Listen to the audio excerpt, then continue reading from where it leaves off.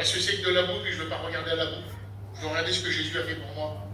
J'avais un foyer qui était divisé dans les choses de Dieu. J'ai empêché ma compagne. J'encourage les foyers qui sont divisés dans les choses de Dieu. Moi, ce que je ne savais pas, c'est que je ne pouvais pas l'empêcher de prier parce que moi, je l'empêchais d'aller à la réunion. Je lui ai demandé plein de fois pardon à Dieu quand je me suis converti. Mais dans mon caractère, dans ma façon de faire, moi, je l'empêchais de prendre son culte, j'empêchais d'aller à la réunion. Et pour moi, je croyais que j'étais au-dessus de tout le monde. Mais je n'étais pas au-dessus de tout le monde. Jésus m'aimait.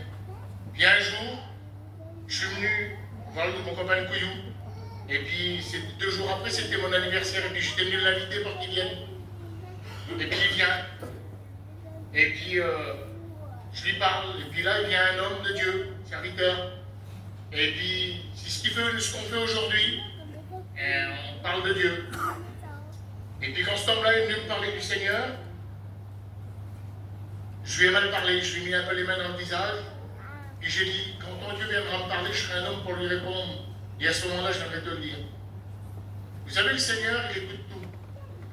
Il connaît nos larmes, il connaît nos cris, il connaît tout. Il connaît même nos pensées. Et c'est tout simple, il ne s'est pas fait attendre. Parce que quand je suis parti, je n'ai pas eu de remords, c'est quand même un serviteur. Je lui avais mal parlé, j'aurais pu réfléchir, dire que j'ai été loin. Non, pas de remords.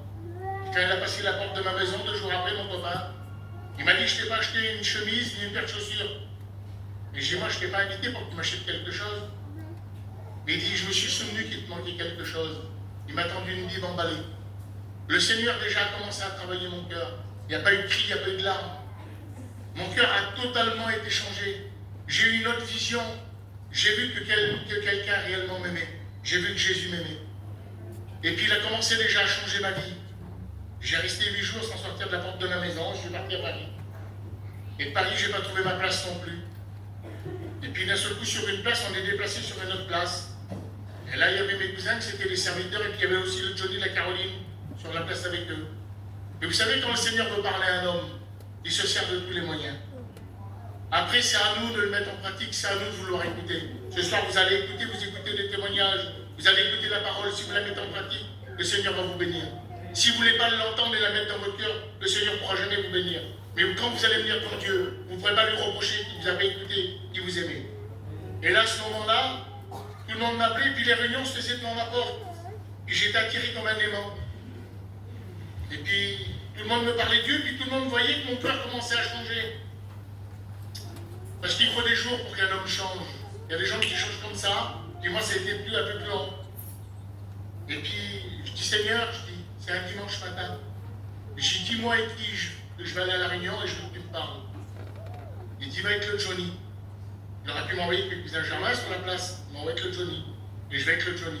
Et c'est Michel Callot qui faisait la réunion à Chantilly dans des adjectos. Imaginez-vous, sur des adjectos de 80 mètres carrés, vous voulez rentrer autant de monde qu'on est là, c'est impossible. Quand nous on arrivait un peu en retard, les gens sortaient, s'en allaient, disaient c'est pas la peine, vous n'aurez pas de place. Et puis ils nous décourageaient des fois. Vous savez, il y a des fois des frères, ils vont me dire, c'est pas la peine que tu écoutes, c'est pas pour toi. Jésus t'aime pas, toi. Et moi je vous dis que Jésus vous aime. Et puis on ne s'est pas laissé nous décourager, puis on a avancé jusqu'à devant la salle. Et puis quand on est rentré dans la salle, les gens m'auraient dit que c'était le Johnny qui allait prêcher. Et nous faisait rentrer. Et puis nous on était 5 avec ma petite. Et puis il y avait 5 places de libre devant. Il y avait des dizaines de personnes de debout. Ils auraient pu les prendre, les places. Mais quand le Seigneur a choisi pour quelqu'un une place, personne ne peut la prendre. C'est le Seigneur qui nous l'a choisi. Et à ce moment-là, preuve qu'on arrivait en retard, et puis je baisse les yeux comme ça, et puis je parle à Dieu. Comme vous connaissez que c'est la vérité, certainement dans votre cœur. Puis je dis, Seigneur, si je veux vraiment que tu me dises que tu m'aimes, si je voudrais une prophétie, que tu me dises que tu m'aimes, si je voudrais une confirmation de la prophétie, et je voudrais plus, quand la prédication est annoncée, je ne veux même pas te parler en langue. Vous voyez, dans mon ignorance, je donne des ordres à Dieu. Mais qui suis-je pour donner des ordres à Dieu? Mais dans son amour, Dieu respecte notre volonté. C'est-à-dire que notre culot, parce que je peux dire que c'est du culot de demander ça aujourd'hui à Dieu. Aujourd'hui, je ne le demanderai plus. Mais dans mon innocence, je le demande. Mais c'est un Père pour nous et puis il nous répond. Vous savez, la prophétie, c'est pas fait attendre. Il y a eu la prophétie. Il y a eu la confirmation de la prophétie.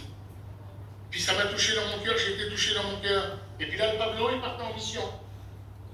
Et puis, J'appelle le Pablo, il dit on démarre à Toulouse. De Paris, j'abandonne tout le monde et puis je pars à Toulouse. J'étais déjà rendu 5 jours avant eux sur le pays. Et puis il me tardait que ça arrive. D'habitude, je venais en mission, c'était pour faire du dégât. Mais cette façon-là, aujourd'hui, je venais en mission pour recevoir Jésus dans mon cœur.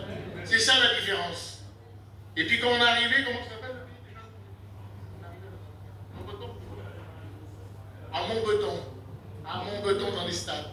J'étais rendu le premier. Le Pablo passe, les garçons passent, et d'un seul coup, j'arrive à l'envers de eux, il faut rentrer avec eux.